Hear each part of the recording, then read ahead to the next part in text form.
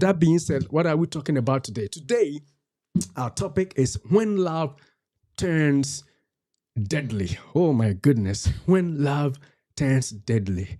Honey, the topic is huge. When can love really turn deadly? We're gonna find out. We're gonna find out. What do you think? Deadly, I think, is kind of a strong word. It's a strong word, right? Deadly. Yeah, Going from love to death is huge. it's huge. Because, like in the bottom of this of the main topic, there it says lovers turned enemies. So loved ones becoming enemies. People who fell in love or who fall in love, who profess to be deeply in love, but after some time, you see them become enemies, like enemies, and that's what we're going to discuss. How that happens, or why that happens sometimes, and who is at risk, and what are some of the things that we can do to prevent that from happening. If you are in a relationship, what are some of the things that we may see? We may say that it sounds too far to be true, but we have examples on this life to show you, and I'm trusting that you will stick to the show to the end of the show, and then you will see why we are saying what we are saying, because we have some real life examples to show you, and they are going to make you surprised because of what we actually are going to talk about. All So, right. like thinking of like two extremes, right? Two strong emotions, turning from being lovers to being enemies. That is huge. That is like extreme ends. So we are going to talk about how that can be possible in a relationship. It does happen, yeah. And I mean, we have 3 videos. Let's see if we can actually talk about what we are going to say in our summary. So in our summary, we're going to talk about three. We're going to watch 3 videos, right? And the videos we are going to watch will tell us. We'll give you an idea what we're talking about. If what we are saying is not true, we would definitely know by the end of watching those videos. We're going to watch those videos with you together and then talk about them. Some of them just happened in the US. There's one that happened somewhere, I think, either in Nigeria or in Ghana. So we're going to see real life examples, like as I'm saying. And then also in this show, we are going to talk about some potential reasons why lovers become enemies. And we also talk about early signs that can lead to toxic relationships.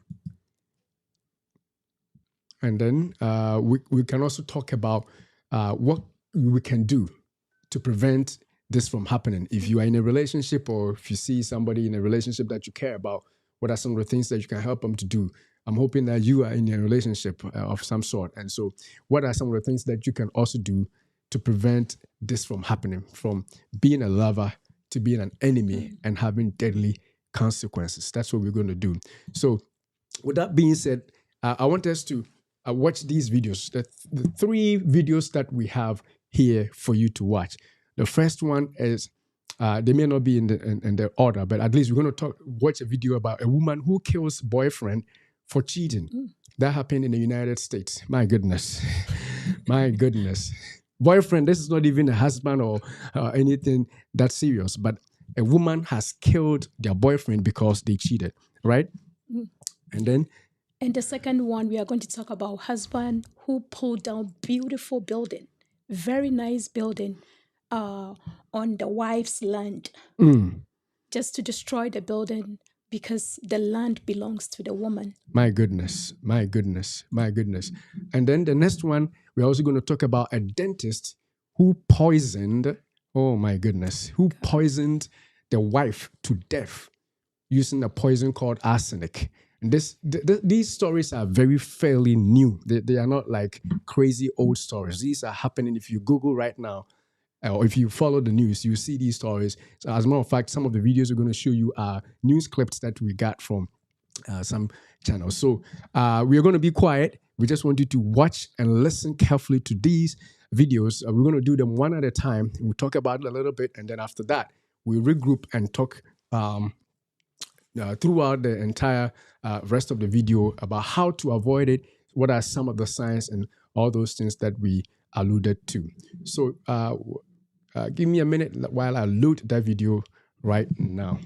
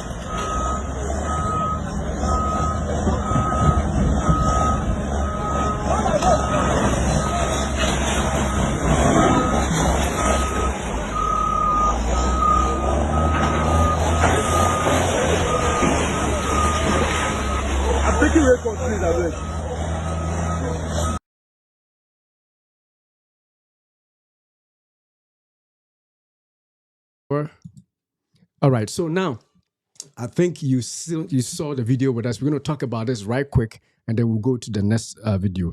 So basically, the story behind this video is that this potentially expensive house was pulled down. It was broken down to the ground, as you saw in the video, because the husband that owned the house had divorced the wife who owned the plot of land. And because of that disagreement or the divorce, they took the matter to the courts. The wife had owned the plot, the husband owned the building. So the court, according to sources that we saw, the court decided, or the judge, whoever was in charge of the case, told the couple that each one should go and possess what they own. So the husband should go and take ownership of his house, and the wife should go and take ownership of her plot of land. And I'm thinking that, honey, this person, this judge was probably trying to play Solomon. You remember how Solomon, you know the story I'm talking about, right? Yeah. Remember how King Solomon, when he was ruling, he said that for this child that you two ladies are fighting over, I'm going to kill the child, cut him in two, and then give each woman a portion of the baby. And the woman that loved the child, who owned the child, said, no, king, don't kill the child, because he's better off alive. So I'm pretty sure. So I think the judge was hoping that maybe they will come to an agreement, because look at this building. It's so beautiful and it's so expensive. So our house is not even close to this level. No. And we know how much we are putting money in. And look at this nice and beautiful building being just destroyed because of misunderstanding. So I think the judge was hoping that maybe they will come to an agreement, and maybe the husband may let it go, or maybe the wife may let it go. But because of misunderstanding, one have to take the house off the building, off the land, and the land belongs to the wife. So I don't know why anybody can get to that point to waste so much money just because of disagreement or misunderstanding between the two. Right. That's exactly what happened. So this beautiful house that you see came down. The house came down. Why? Because the couple who were first or initially married, no longer together, decided that if there was divorce, I don't like you anymore. And in fact, I hate you so much that this whole nice building, I'm going to let you tear it down off my plot of land. And the husband, who also owned the building, the wife who owned the building, the land, the land, could not say that take the land. After all, what is land? Keep the land. They didn't say that. That is how resentful they were to each other. That's why we're saying that it could be deadly. Now, in this case, nobody died, all right? But but in another one that we will see, somebody may die. And that is exactly what we don't expect to happen. So we are going to watch this other video. And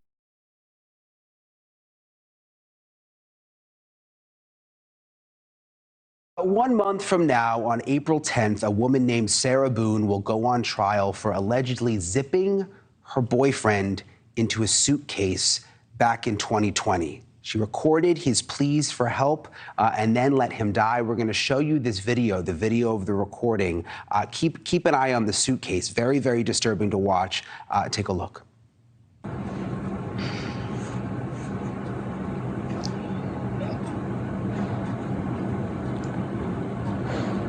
Sarah.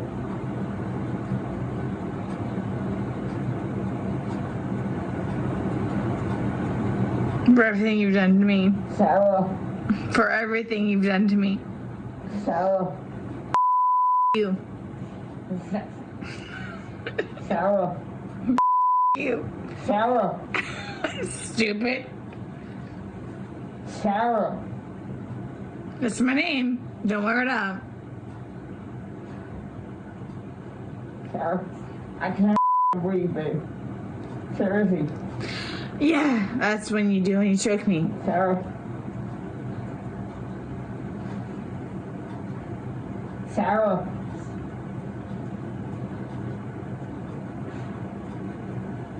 Sarah.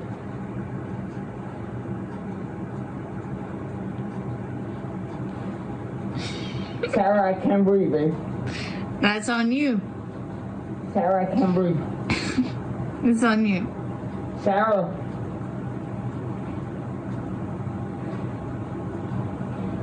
Real or ransom. Might want to get video for it extra. Because I got this. Sarah. Real or ransom. Sarah.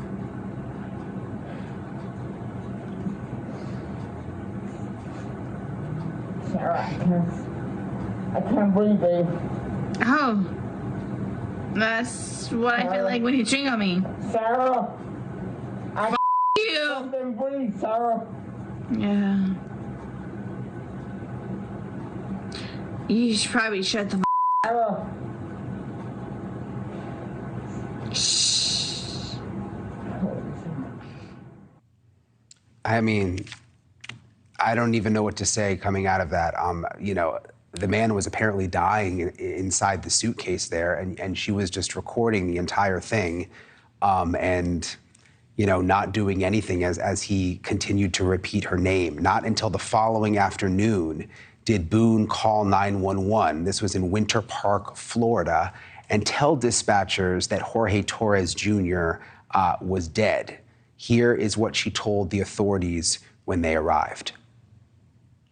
So you've had a second to kind of collect yourself. Tell it to me again. You guys were playing last night, drinking a bottle of wine. Putting puzzles together, doing artwork. Doing puzzles, artwork. Okay. Had a bottle of wine and then decided to play hide and seek. So he What gets, time was that? Do you remember? I mean, I know that I was in bed probably by like what, 12:30? Okay. Well, I went upstairs at least and I fell asleep, Okay. forgetting that he was So in you the guys suitcase. were playing the hide and go seek. Yes. And at some point you put him in the suitcase? No, he got in the suitcase. So Okay. he thought it would be funny to be put in the suitcase. So I was like, okay, well, I'm going to joke with you and I'll zip you up and make him, you know, squirm a little bit, whatever it is. But then I fell asleep. I fell asleep. Where was the suitcase? Right When where he got it in is. it? Right down there? Yes. You zipped him in there? Yes. Thought he would be funny, a little It joke. was. We both were laughing about it. Okay. And then I fell asleep Where did you fall asleep at? upstairs. In your bedroom? Yes. Okay. Totally forgetting that he was in the suitcase still. Okay. And then you came back downstairs? This morning, or this afternoon, yes, when I got up. Ballpark, what time? 12:30-ish. I was awake, but I totally forgot that he was in the suitcase. He can tell you there's a lot of things that we have been going through. Jobs, Yeah, he did tell me. some life, domestic all that stuff. good stuff. So I just totally So you forgot. began to do CPR on him? Yes. Yes. About And he what time gurgled, this morning like he did you gurgled. start doing that CPR? No, it was the afternoon. It was afternoon The because afternoon? I was awake, but then I finally decided to come downstairs at like 12:30-ish, whatever it is, and I was like, I forgot he was in the suitcase, and he wasn't moving, nothing was happening, so I unzipped it, took him out and started doing CPR on him.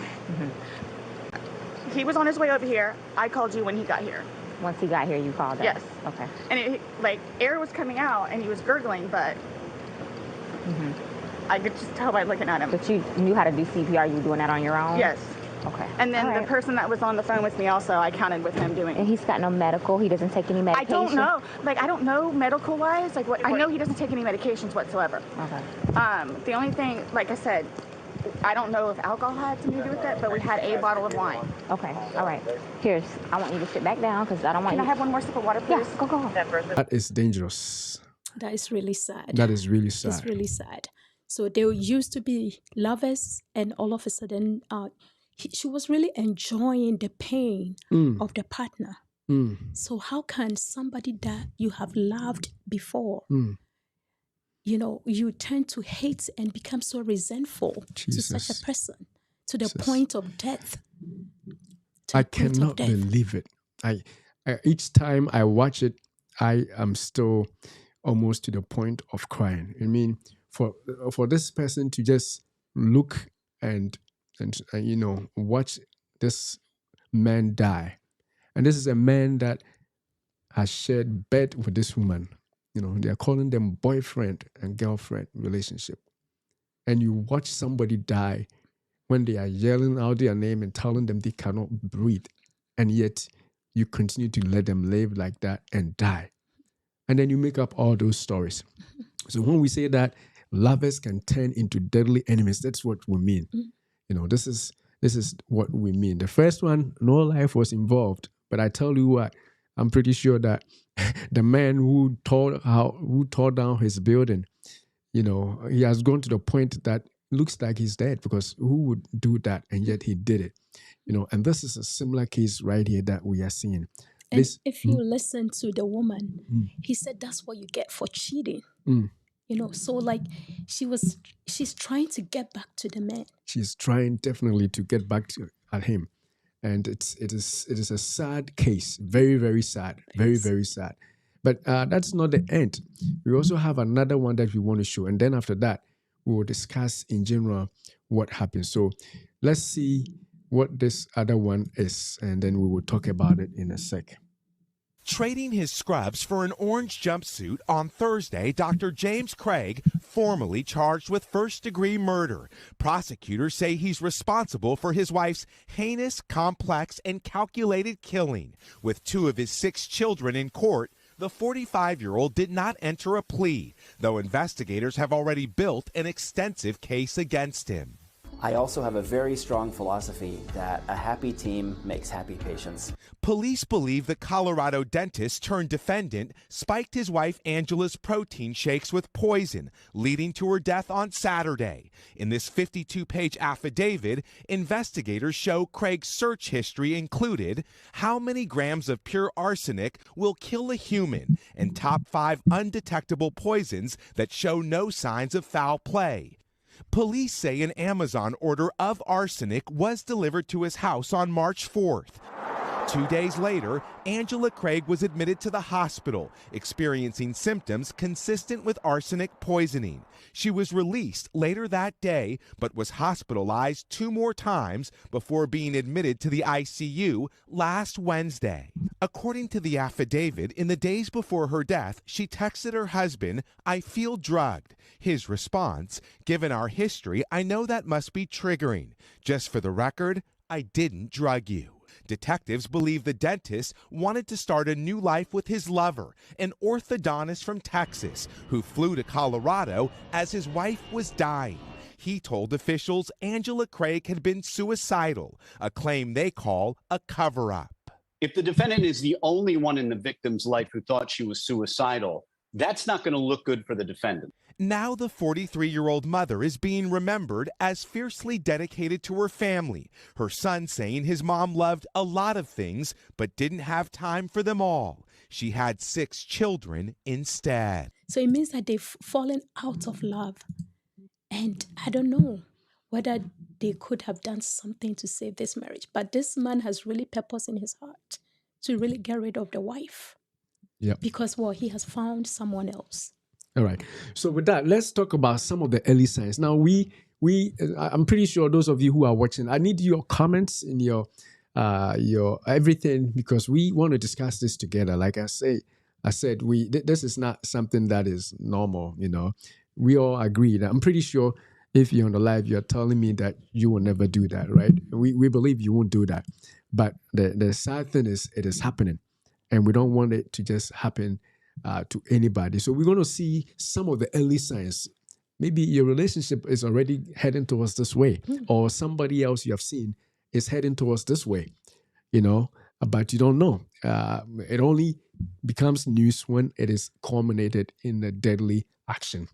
Like we see this man killing his wife, or this lady killing her boyfriend, or this other couple tearing down a beautiful home because they don't like each other, they don't love each other anymore, and decide to throw waste or throw into the ground such an expensive edifice. So some of the things we're going to talk about is what are some of the early signs that lead to toxic relationships. I don't know if you want to say anything about that, but we are going to talk about that. And I think that for me, for us, these are not all inclusive. We may say some of them, you probably know more, but in the interest of time, we're working with time here. So we are going to list out some of the few ones that are very easy to come to mind. And we'll talk about them as we move forward. We also, as we alluded to earlier, we're going to also talk about the potential reasons why people do that. And we want to talk about how to stop it in its tracks. If you are in a relationship and certain things are showing up, you should be able to know and then stop it right there before it gets worse. So some of the early signs, the first one you want to talk about quickly? Jealousy. Jealousy. So like maybe in your relationship, you started seeing your partner is becoming jealous of you one way or the other. When maybe he or she sees you, maybe he's thinking of you, maybe you are doing better in your job, you are kind of excelling more than what the other partner feels, and they feel left out, and you are doing better, maybe one way or the other. You become so jealous. And if that is creeping into your relationship, you have to watch out for it, because jealousy can lead to like ideas and certain things that may come your way. So if you see in your relationship that jealousy is creeping in, you have to find a way to keep it out. Wow, jealousy. The other thing is, apart from... But it's so weird, before you go on to that, how can you even be jealous of your partner? How can you be jealous? So like if you are together and you are one, and one is doing well in his enterprise, why should you be jealous if you considered yourself as one? That is a good question. Why should you even become jealous? For one, we don't want to digress so much, but I believe that some people, out of their own, if you own something and it is not for you, like if in a marriage, like we are married right now, if I feel like this house we are in is mine and you have nothing and we are in this together and everything in the relationship is mine, it's not you. If you don't feel like you're a part owner, then obviously at some point you're going to become jealous. So that right there starts jealousy. And then of course, if you, as we're going to hit on later on, trust issues, if you think that your wife is always, talking to the man around work and stuff like that, jealousy in its smallest form can grow to the extent that it can lead into, but these are just the signs though. We're going to talk about why people actually do those big crimes like we saw, but these are just the telltale signs. So maybe insecurity. You're so insecure. That will lead to jealousy. That will lead to jealousy because too. You feel like you're not loved enough, or your husband is not really taking care of you. Yeah. You're so insecure. And when you see him talking to the other people around you at church, at work, you feel like you're so insecure. So you're jealous. You're jealous, yeah. Of him or her. Yeah. And the other thing is abuse. If you're in a relationship, or if you see a relationship which is full of abuse, whether it's verbal abuse or physical abuse or even emotional abuse, those are tell signs. I mean, it is not there yet, but if the abuse is there, some way or form, if a wife or husband disrespects the spouse to the extent that the other party feels like they are not valued, they are always being trodden down under, whether it is, through beating or through words or through some emotional means, then that is a sign of things to come in the future. You're not there yet. You're not yet enemies, but you are slowly working from love towards the enemy mark. And so that is one thing. And then the next one is what? Disinterest. Disinterest. You realize that all of a sudden your husband, your partner, is not interested in you anymore. The like his or her attention is somewhere else. Emotionally, you feel like you are not connected. You feel like you are not getting all that from your partner. All of a sudden, you've lost interest. So that can be an early sign that you have to watch out for. Disinterest, like nothing about your spouse interests you anymore. All you want is you come home, you eat, and then you go to bed. Sometimes even, you wait for your wife or your husband to sleep before you go to bed. You are like, you don't have anything to do with them. It's disinterested in the relationship. Basically, you are living as roommates. That is a sign. There's nothing that binds you together. The only time you guys see each other is when you feel like you got to have sex. Then you come together on bed and you do it, and that's it. Disinterest, not interested about anything concerning your spouse.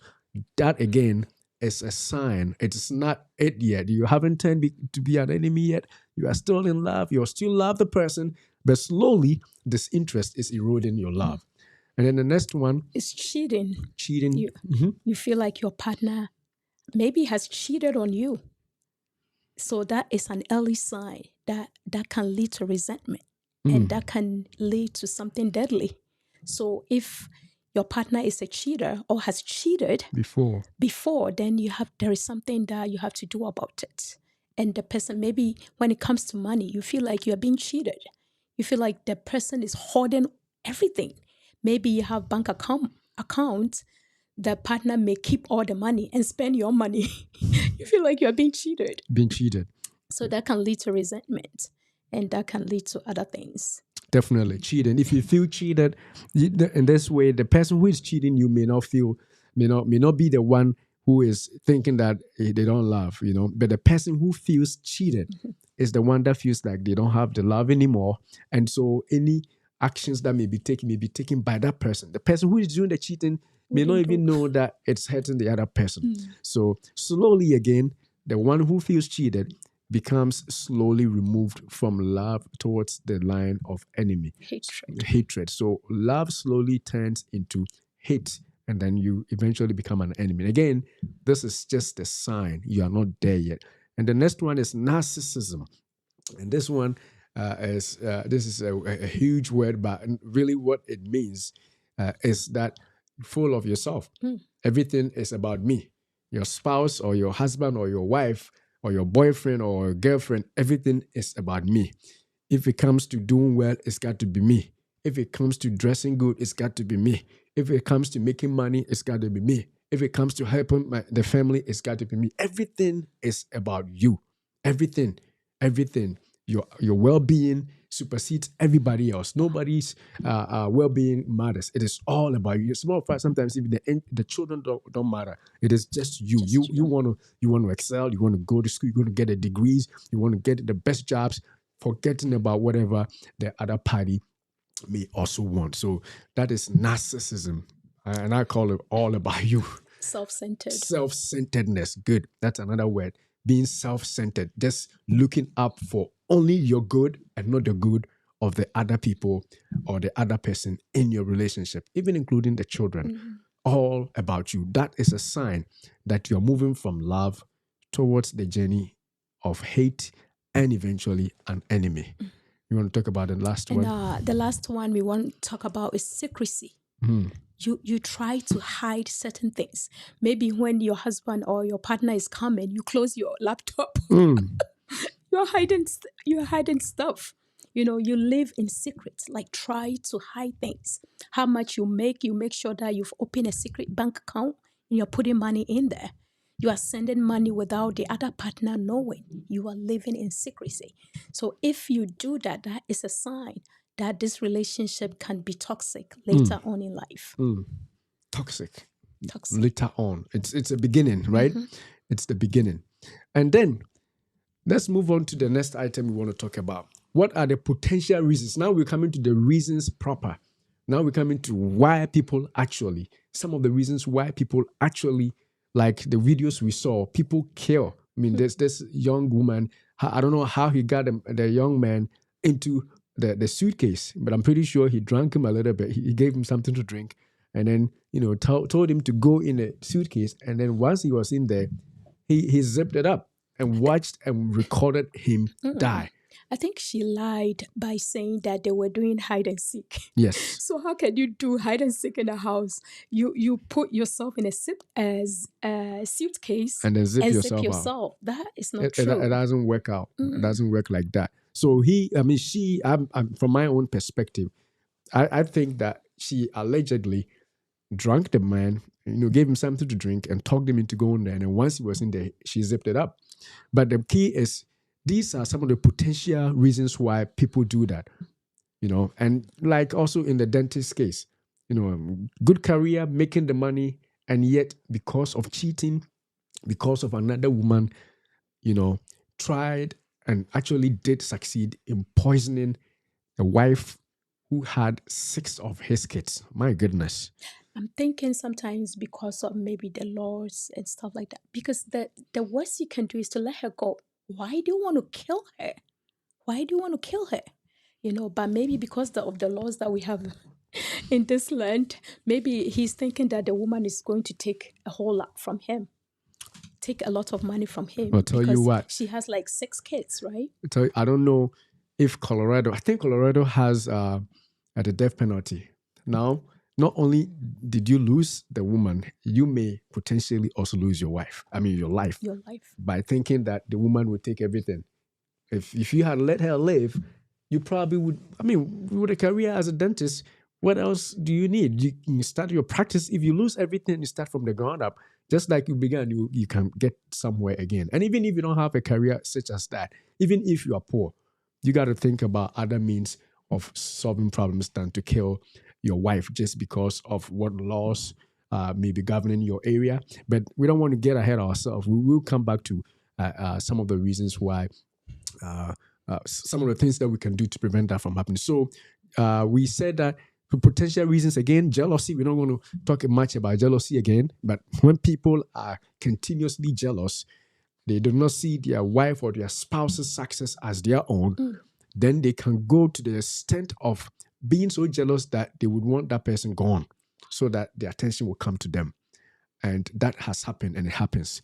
We don't know what happened in this case, in these cases that we saw, but at least that can also happen. And then the next one is betrayal or trust. You want to talk about that? Trust issue.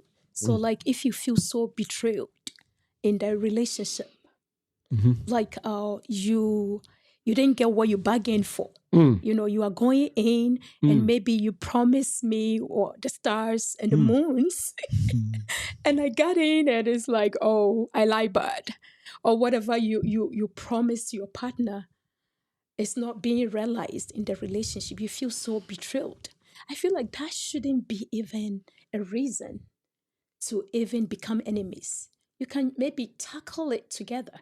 Maybe whatever you were expecting in the relationship, you're not getting it. Or maybe the trust. You believe in this guy so much that you know that he's a hardworking person. He's doing, he's that. Then you get in and you're like, oh, he's the laziest of all lazy now, men. I look at this actually in a different way. I think that for betrayal is not just that. I mean, what you're saying could be attributed to expectations in a relationship, but I think for betrayal is especially when it comes to trust issues, like somebody betrays your trust, like they trust in you so much, kind of like the girlfriend who killed the boyfriend, right? She trusted the man so much that she didn't think the boy could cheat on her, but he cheated. And for that reason, she felt betrayed, even though she's not even married to them, but she felt that being a boyfriend, you should be trustworthy enough. You should be able to hold on to, my trust that you're not going to sleep around. And for that reason, she felt her trust was betrayed. And that led to that anger that made her able to see and watch and record a video of a man die. She felt betrayed. So I feel like betrayal is, like somebody cheated, and you never expect them to cheat because you guys were in a relationship for a long time before you even married. This guy never showed any signs of cheating. And then all of a sudden, in the marriage, you see a girl around and you hear this man is sleeping around. That is what I think may have happened. But I think, you could also say, in your own words, what you were also saying, like the expectations. Okay. What about the revenge, though? Revenge. Yeah, like potential reasons why lovers become enemies. Revenge. So maybe if you want to get back at your partner, maybe he cheated, right? Mm-hmm. And you want it back. You want to get back to at them, yeah. or back to her. You want to, maybe you also go around and cheat too. Mm. Or maybe you poison him just to get rid of him because he has betrayed you, he has betrayed your trust, and you want to revenge. You want to get back to him in the same way. So maybe you may go extra mile because of the resentment that has been built. Definitely. So that is another huge thing that leads people to do worse things. So it may be, like she said, you did something to hurt him. You did something to hurt her, and then she's going to do something to hurt you back. But this time she's going to even make it worse. More. You did this to me. I tell you what, I'm going to show you where power lies. I'm going to show you that I am this person in this relationship. And then you do worse. That from that time, you are no longer lovers. You have moved from being in love to being enemies. This is not a sign anymore. This one is revenge. So you are actually fighting. You don't love them anymore. So if you see those things, you gotta come home quickly before things get bad. All right, you gotta definitely come home. And then the other thing is selfishness and money. Selfishness. I'll start that and you go to division. So when people in a relationship become so selfish, when people think everything is for them, when people don't share what they have, if it is yours and nobody else, it doesn't matter who makes the money, but if you take ownership of everything without the other person feeling that they also have something, then obviously that can lead to a reason why a lover can become an enemy. That is simply how I would say. I don't know if you want to add anything to that. Yeah, let's go move on. Division. If there is division in the relationship, you feel like this part is mine. This, like the one that brought down the beautiful building, because there is division. It was not united front. It's not like we are going to get a land, we are going to build, and we are going to enjoy that building together. But it's like, oh, I'm going to buy a land. Or maybe when I was coming in the relationship, I had a land. So that is mine. So the husband decided to build on the land thinking that they are married. But because of division in the relationship, it led to that destruction. So you have to, I don't want to jump ahead of myself, but if there is division in a relationship, there are so many things that will go wrong. Like, oh, this is my money. I'll take care of this. You take care of that. You take care of that. No, we are enjoying everything together. So why is it separate when it comes to finance or money? Why is it separate if when it comes to we are going to help your family first and I'm going to... No. The way that I was brought up is such that I have to help my family. So I'm going to... Because my family, they got in trouble. They didn't have, and they struggled to get me through school. And now I got to take care of my brother. I got to take care of my mom. I got to take care of this. So they become first instead of your spouse. But it should be a united front. It should be a united front. Both of you have to agree to do that. Yeah. So definitely. If it's divided, it's likely that somebody is going to cheat. Somebody is going to be very secretive because of that division in the relationship. My goodness. Then the next thing, in the interest of time, we move on to the next one is disappointment. I think that is where your point was earlier on also comes in really good. Disappointment is when people go in a relationship expecting to find something and then getting something else. My goodness. Expectation. Expecting to find something and then seeing something else, right? My goodness. I did not bargain for this. I thought I was marrying a man with muscles, and now he took his shirt off and he's as skinny as bones. My goodness. I thought I was marrying a rich man. He flaunted money and I thought he was rich. But all those cars he was driving, they ain't his cars. It's his father's cars. It's his brother's cars. He's not really the man I thought he was. He doesn't have anything. Disappointment, right? And then also, I thought this man was the most gentle person I've ever seen. Oh, he's so caring. And as soon as you get used to this man at home, now he's no longer the Mr. Caring man. He's now somebody else. You are disappointed. And that can bring huge problems.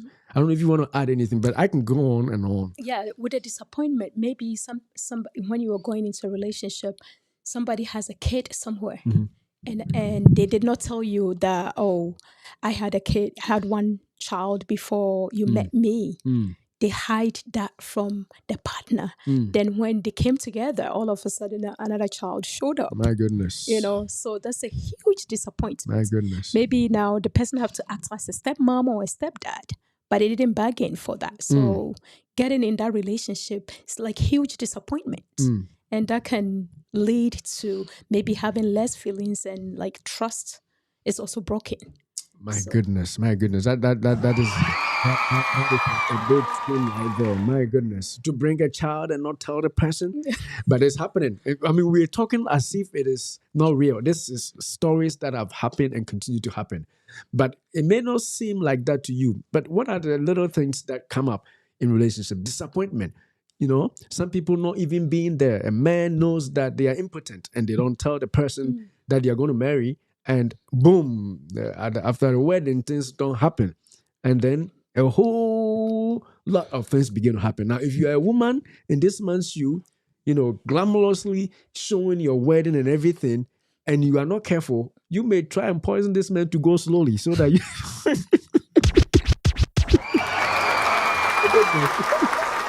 My goodness. that is the truth. Because here you said those vows that you're going to stay with this man till death do you part. And unfortunately, or for whatever reason, he or she is not there. And I mean, for she is not, she's not there. For he is not there. and so this huge, show of love and all that happened at the wedding or the marriage ceremony becomes for naught. And if you are disappointed in this manner, it is possible that if you don't take care, you will take some actions that you regret after. So those things can also lead to problems on the way. I don't know if we have another one. The last one is financial distress. You want to start with that, honey? Financial distress. Wow. Yeah, that's a big one, because like all of a sudden you are financially not stable. So you feel like whatever your expenses are coming in, you're not meeting the expenses, and you are being late in the payments, and you could see that things are not working well. So that distress, that stress of not being meet your expenses, can lead to people having second thoughts, having ideas and doing something else. Yeah, definitely. So that financial distress is huge, like she said, in a lot of relationships, even strong relationships that have been tested. Sometimes financial difficulties can unravel certain things, and so it is a huge thing. Now, that being said, we have had shows, about 20 shows, talking about how to, overcome poverty and disease, but focusing on those 20 shows, with finance. So if you haven't seen them, make sure you go back to our channel and watch all those shows. But that being said, financial distress is a huge thing that affects a lot of people's relationships. Imagine you married, everybody had a job, all right? You guys were making good money, and all of a sudden, your wife or your husband loses their job and they cannot be re-employed as gainfully as before. Now there's huge distress that comes in. How do you pay your mortgage? How do you pay for your cars? How do you do that? And at some point, some people take that to the next level, because they are struggling financially. they begin to think about some ideas. Maybe if this woman wasn't there, I would probably be fine. Maybe if this woman wasn't there, all these clothes that I'm buying, I probably wouldn't even need a home. I can just live in an apartment. But because of this woman and her kids, maybe, so those ideas begin to creep in.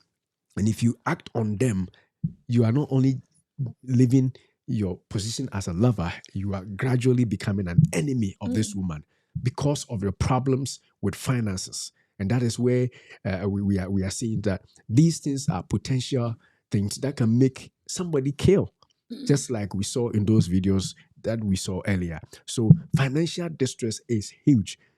Tested marriages, stronger relationships have been broken down when financial adversity or when financial difficulties set in. So we have to make sure that we don't allow that to happen. But in the interest of time, we'll move forward because I think we have some other reasons and certain things that we can do. So we're going to talk about what can be done to prevent some of these deadly results from happening. If you are in a relationship, if you are married, if you are thinking about marrying, you are not married yet, what are some of the things that you should guard against so that you do not turn from being a lover into a deadly enemy? Wow. My goodness, that is huge. So that is what we are going to talk about. And the first three that we're going to talk about, we're going to start, honey. We have to value ourselves. I value my partner. He valued me. If I cherish and value him or her, there is no way that if the person we are going through crisis on the part of being united, right? I think that's the second point. So if I value you so much and there is a problem in the relationship, because I cherish and value you, I'm going to make sure that we are going to stay together and fight and move along together, and I'm going to value you more than money. More than money. Maybe we've lost our house. Maybe we got repossession of our cars and we don't have the luxury cars, or we are not living in that neighborhood anymore. Because I value you, I'm not going to have second thoughts because I put value in you. I know that we built that together. We've lost it, but we can make it. It can happen again. So because of I'm going to value you is definitely going to help me overcome these ideas or becoming enemies because we've lost something regarding my goodness. My goodness. That is definitely important. That is very important. Valuing people. These days people love money more than life. And the Bible says, the good book says that what? The love of money, for the love of money is the root of all evil. Not money itself. Money is good. As long as I want more money. If you have much to spare, you can give me. Because I want more money. But I don't want to love money beyond human beings. Human beings must always be on top of money because money is just a medium of exchange. You cannot use human beings to pay anything. Human beings are more valuable to us than what you can use money for. You can use money to buy the whole world, but you cannot buy a life. And so let's put more value on our spouses, on the people in our lives, no matter how wrong they may be, and no matter how disappointed, as we said, they may be, they are still living, human, breathing beings. And so we should put more value on them than money. That way, we will continue to move on in our relationships. So if you put money first, I'm telling you, you're going to come to a point in your life where money will become more important, and you can easily, dispense or put your wife or husband some way just because of money. And this is why some people, kill people for life insurance, because they would rather get the money that will come on that person than to live with that person and enjoy life with them, because they have misplaced priorities. They have misplaced values. They value money more than the life of their spouse. And that is huge. That is something that we should guard against. The next one, in the interest of let's move on, is unity of purpose and alignment. Start with that. I love that too. Yes. So if you are united, I think I alluded to it a little bit. If we are aligned, if our vision as a family is aligned. You know, there is no way that your interest is not going to be my interest. There is no way that I'm going to lose interest in what you're doing, because I know that whatever we are doing is for a common purpose. So we are in this together. In this together. We are in this together. You are united. And I know that the Bible says that one can bring down what? 1,000. 1,000. But two can bring down 10,000. My goodness. My goodness. If we have a common goal, there is no way that you are going to look somewhere else. You know, it's like the last video that we watched. The dentist was interested in someone else. They were not united in bringing their family together. A family of 6, including the husband and wife as well. 8. And how come that your interest has gone so low that you are looking somewhere else? You know, they were not united. So having a common goal and us striving to reach that goal will keep you together. So if your partner is slacking or falling behind, because you are united, because you are yoked together, I'm holding your hand, you are holding my hand, we are going together. So there is no way that you are going to fall apart or fall on the side of the road and I'm just going to keep going because I have my own desire and wishes, which doesn't align in yours. So we have to be together and work for the same purpose. My goodness. We have to have a unity of purpose. Now, unity of purpose, as she has said, what I will add on to that is, you know, I'm a guy, so let me use this analogy, right? If you know car mechanics, you call something alignment. When your car's alignment is off, some of the tires are pointing in opposite directions. And because your tires are pointing in the wrong way, when you drive them like that without the alignment done, you see that the wearing of the tires become uneven. So one tire may wear off quickly while the other tire is still there. And it will wear off in a way that you cannot actually use it. And as a matter of fact, if your car's alignment is off, sometimes when you ride, you hear bump, bump, bump, bump, because the tire is being destroyed. And that is exactly what we are trying here to bring into this. Align your views, your ideas, your goals together. You know, when I see or hear couples talking about, me, I save here, me, this is my goal. And they are, you know, one person is saying, I'm going to retire in Florida, okay? The other person say, I'm going to retire in Ghana, okay? The other person say, I'm going to retire in New York, okay? It is good. It is good. But the point is, what will happen during that time, during your retirement? Are you going to agree to be apart from each other? So what you would probably want to do is to align your goals. So if one person wants to go to the place where it is very hot and the other person wants to stay in a place where it's very cold, maybe you can come into agreement and stay in a warmer place. So in between, from New England to Florida, let's move then to South Carolina. You know, somewhere not too hot, not too cold. So we have both given up a little bit of what we would naturally want, just to make sure that we are still together. That is aligning your goals and aligning your dreams. Now, if you do that, then you are going to continuously live with love, and you never turn as an enemy. Because if not, then you are not united and your purposes are separate. Everybody has their own goal. I'm going to build a mansion here in this village, on this place. And then this person says, I'm also going to do this business. Everything is off. Everybody's doing their own thing. And yet you come together and you live under the same room. And not just that, you sleep together. You know, you're having everything else together, but your goals and your dreams are completely wide apart. My goodness. That's why the Bible said that the two shall be one. Oh, my. So my if goodness. You are one, I think that needs a home for that. The two shall be one. Yes. So if you are one, there is no way that one person will be divided, right? Like my interest is here and the other interest is over there. Because you are one, the interest is one. It's one. The vision is one. It's one. The purpose is one. because you are united. So if it doesn't work or if you can't agree, like you have to compromise. You have to get to the middle. So like maybe when you are in the little warmer place, you can take a vacation in the cold place maybe once a year. And you can go to the tropics once a year.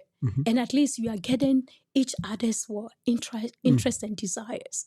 But to say that, no, I'm going to do it my way, that's when the problems start. So you have to be one purpose, one-minded, and move forward together. My goodness. Now, if those things are not enough to help, then we suggest counseling. And I think there's actually more stuff that we are going to also talk about here. There's also another set of 3 things that can potentially protect you from becoming an enemy to your lover. And the other thing is to escape abuse. Now, I will start off with that. What I mean by to escape abuse is literally telling you to run away from abusive situations. If your husband or your wife is beating you up, you don't wait until they kill you, because if they start beating, the next thing is they're going to hurt, and after hurt is death. All right, it will start with a small slap, then it progresses to a kick, then after a kick, a stomp, and then after that, a knife, and God forbid, a gun.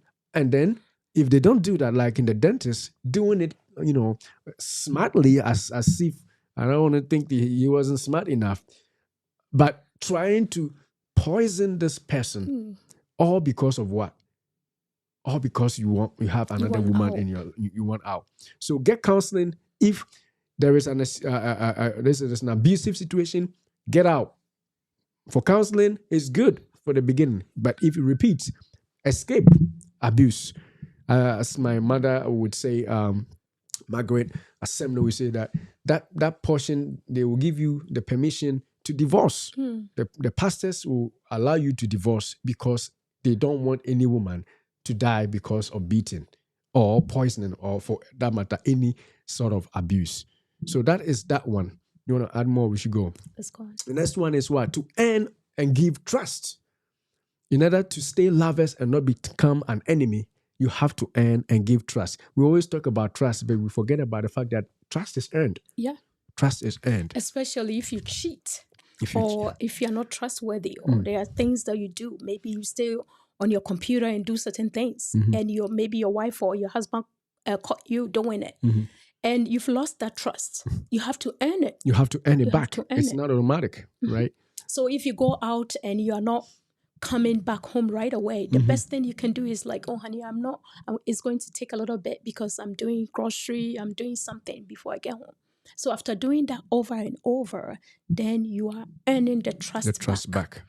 But you can't just say that trust me without any words. Trust me, I I'm not like that. Well, you did something that is not kind of trustworthy, so you got to prove back your trust. But definitely, you have to earn and give trust also. You trust others when you want them also to what? Trust you. And then you will continue to remain lovers rather than to turn into enemies. And the next one is to forgive. Learn to forgive. If you do not forgive, that is when revenge comes in. Because if you don't forgive, if you harbor things, then you are obviously going to come to a place of either bitterness or resentment and revenge. And those are all signs of enemies, not lovers.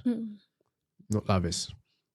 So, and sometimes too, you can forgive, but I don't know, our subconscious is such that it's hard to forget. It's okay, but just forgiving the person, take the pain out of whatever had happened. So because you've forgiven the person, when you remember what the person has done, that pain is not there anymore because you found in your heart to forgive.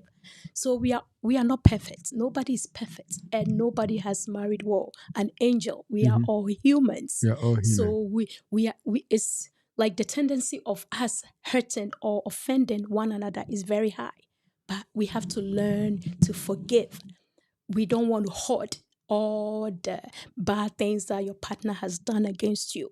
And last year you did me the same. You repeated it and you keep counting. If you keep counting and hoarding, it's likely that it's going to turn to bitterness and resentment. But honey, if they keep doing it, you should probably count. Don't you have to? And keep reminding them. And keep reminding them, right? But yes, like she said, to forgive is divine. I mean, if you enter into the realms of forgiveness, you are doing stuff that is divine. And I think that is what is expected of all of us. And especially for the person who you call your spouse, you got to be able to forgive, you know. I know in scripture we say there's only one sin that, you know, I don't think it says only one sin, but it says that we should learn to forgive our spouses. But you are allowed to divorce somebody if they they cheat, right? That one everybody knows, right? But Idolatry. Idolatry, yeah. So it is hard to forgive certain things, but like we saying, even in other life or issues, you know, whether it is trust issue, money issues, maybe they stole your money. It happens, man. It happens. It happens. Yeah, maybe they stole your money. You had some savings, and before you knew, this man had used that money as a down payment for his car or whatever. But whatever it is, you still have to learn to forgive, because that's the closest person to you after your parents. There's nobody closer than your spouse, and so learn to forgive, and that will prevent you from becoming an enemy. You will remain lovers. And so the last two there is, the first one is to weigh the consequences of your action before you take any action. No matter all these things we have said, you know, we've talked about a lot of stuff. But if you cannot do any of these things and you want to take any action, we encourage you to take stock of the consequences of your actions. It is deep. I mean, to think about it, back to the videos we watched. If this girlfriend who zipped up the boyfriend in a suitcase knew that her story wasn't going to add up at some point, she was going to get caught, she probably wouldn't have killed this man if she had thought about it. Now, I don't know if that state has a death penalty, but if it does, she probably could be put to death. You know, if it's life imprisonment, she probably would be put in life imprisonment. It's now alleged, as the lawyers say, but the evidence is on video. So take stock of the consequences of your actions when your spouse does something. I know some human beings can make you so angry. You know, we are not angels. You know, we are talking like we are. No. We fight too sometimes, but I don't want to go to the extent that I'm so angry that I hit you with the bat. You know, you have to, when you pick up the bat, you got to remember, if I hit you with the bat, if I cannot calm myself down, if I cannot control my anger, if I cannot get counseling for this anger issue, if I cannot do any of those things, if I pick up the bat to hit somebody, I got to remember the consequences. I'm going to go to jail, probably end up life in prison, or probably be put to death, you know, because of the consequences of what I did. So that will most of the time temper you down or calm you down when you are so angry. If the love is gone, you know, anybody that would do that has completely lost the love. If the love is gone and you are taking any action, remember the consequences. And I hope that the love doesn't go away after looking at all these things we've taught you.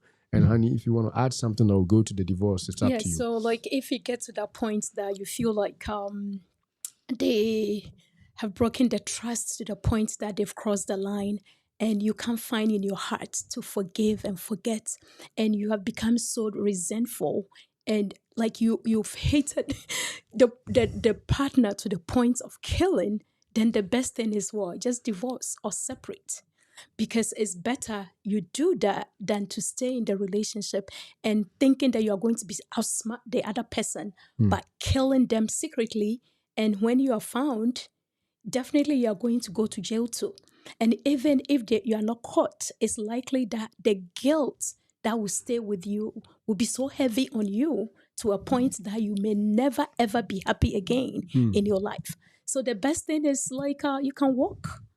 It's okay. It's better to stay single or let go of this marriage or this relationship than to get to the point of killing the other partner because of the resentment. My goodness. It is better to stay single than to be a murderer, or than to hit somebody, you know, than to do anything that you would regret later on. If anything at all, just separate yourself from the situation when that anger comes. But I trust that if you are watching us, you are never going to go to that extreme. But we just have to bring it out there because we know that sometimes, like I said, human beings can get a rage. We can get into rage. Something can happen. Especially some of the men. If a man sees that somebody is, with their wife, they can pull out a gun right there because they know that should not happen. But when you pull that gun, remember the consequences. Why don't you just divorce them and get yourself a couple of women instead of just dying on one? Yeah, I mean, if that is what pains you, if they cheated with one, get two and then divorce them. You can be sleeping around. I mean, I'm saying it lightly, but I don't want us to move to the place of anger, rage, and violence, because that is what these people did. Somebody actually, I can't imagine this woman watching and recording. If you just joined us on the live, make sure you go back and see the beginning of our show. We showed this video of a woman taping and talking back at a dying boyfriend because of anger, because the boyfriend had cheated on them. Don't go to that extent, no matter what. Calm yourself down and tell yourself that I'm better than this. If anything, I can let this person go. I am able to handle this business. I'm man, I'm strong, I'm woman. I can deal with this. Let that thing go. There are so many people out there that may like you and love you more than that person that you feel had cheated on you. And so don't do that. Don't hurt anybody, because incidentally, you'll be hurting yourself. Now she's in deep trouble. She's in deep trouble. You cannot outsmart the law these days. the DNA, the forensics, the electronics, the Googling, whatever it is. Even if you don't Google and you find the information, they will trace you. They will find your fingerprints. They will find your DNA. They will find the communications, the cell phone towers. Unless the police say that they don't want to catch the person, most murders or most accidents that are called accident are found out later on when the perpetrators are even still alive. It may take a while, but you're going to pay for it. And I hope that if you're watching us, you don't get to that extent because of rage. Don't let any man put you under that undue pressure of having to, end their life or even your own life. Some people too, they end their own life. We didn't even think about it. Some people, my husband has done this. Me, I can't live anymore. And they drink poison or they shoot themselves. My goodness.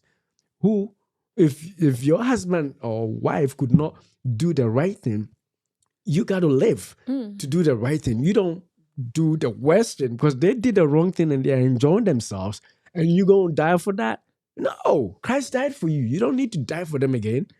And you're dying, don't make them, pay for it. You are destroying your own life. And I think some situation like the person will kill the spouse, kill the kids, and kill himself. And kill themselves too. Yeah. So sad. So sad. So sad. But again, don't be pushed into any such a situation. Look back and check all the telltale signs or whatever it is. See the symptoms. If you can nip it in the bud right now, stop it from getting that far. And if you cannot, like we said, divorce is not something we encourage. But if that will save your life and the lives of your children, I believe strongly that God will agree with you to do that, because we don't want anybody going to their grave because of somebody else's, evil act. No way. We don't want that to happen. So want to see your comment. We want to see all that you also have to say, and then tell us what you are thinking. If you are joining us on the live, make sure you click the subscribe button, the like button, and the share button, just so that we will see more people watching and on this life and health show. At the moment, we are going to close, but we are thinking that your comments are coming. We see some thumbs up. If you haven't done a thumbs up already and you are watching, please do us that justice. Do that and let's share this together. And we are going to meet up again and do more because of what we think we have to share. We know that there's a huge stack of content that we are going to share. And again, we are the Ortins, and not perfect, but conversational. We'll bring our ideas, and we are hoping that you are going to share yours with us. Don't just be an onlooker. Yesterday we went to a funeral, and at least I counted 2 people who said, I've been watching your videos, and I didn't even know. Yeah. They are not subscribing. They are not liking it. And I didn't know. Really? So quiet observers. Quiet observers. So hit the like, or hit the subscribe. As you can see on the bottom of the video, on those 2 channels, you can subscribe and you will see our videos. If you are following us or watching from Facebook, you can follow us. Click the follow on Dayspring Life and Health channel, or also on the Life and Health show, and let us enjoy conversations, Sunday afternoon conversations together. And as we said, I see some people doing the like button. Thank you for that. That is great. That is great. Do the follow and the like, and then let us grow together. We're going to continue to bring you interesting content on health and life issues. You say that this is the Life and Health show. And as we say, beloved, we wish above all things that you prosper and be in good health, even as your soul prospers. Thank you. Thank you for sharing your day with us. Thank you. Oh,